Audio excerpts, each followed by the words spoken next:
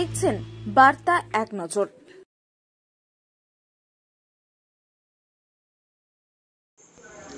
বালুরঘাটে বিংশ শতাব্দী ক্লাবের ৬৬তম বর্ষের দুর্গাপুজোর প্রস্তুতি চলছে জোর কদমে।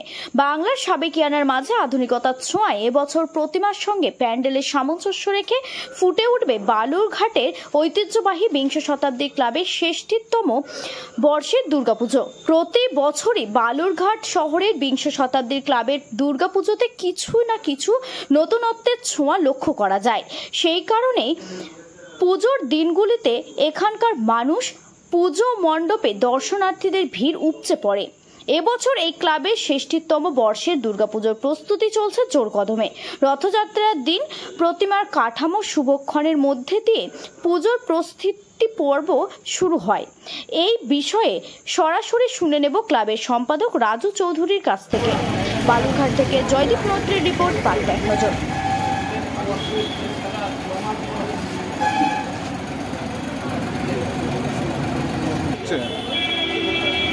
আমাদের এই যে সংগঠনের মধ্য দিয়ে হচ্ছে, এটা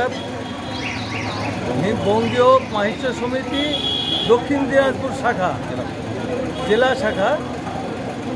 এটা শতাব্দী প্রাচীন আমাদের এই সংগঠন। এই সংগঠনের মধ্যে দিয়ে আমরা বিভিন্ন মানুষকে বিভিন্নভাবে সুযোগ সুবিধা দিয়ে থাকি। কলকাতা অফিস থেকে আমরা যেমন জাতি, বর্ণ, ধর্ম নির্বিশেষে সমস্ত মানুষকে সেখানে থাকার ব্যবস্থা আছে, তারা গিয়ে থাকতে পারে। এবং আমরা বিভিন্ন সময়ে সামাজিক কাজকর্ম করে থাকি।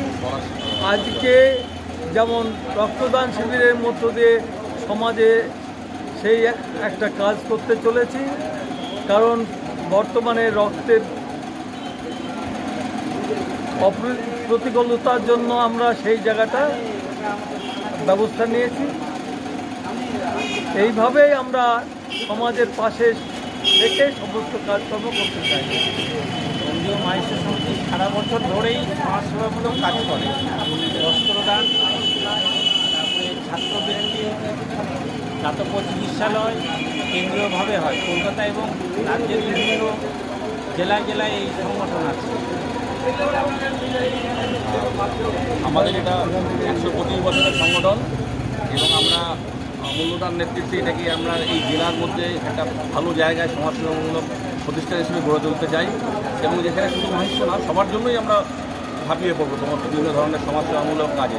বৃক্ষরোপণ, রক্তদান, ছাত্রছাত্রীদের বৃত্তি প্রদান, বিজয়া সম্মেলনে যে আমাদের গেট টুগেদার, এই ধরনের সামাজিক অনুষ্ঠানগুলো আমরা ভবিষ্যতে করতে থাকবো।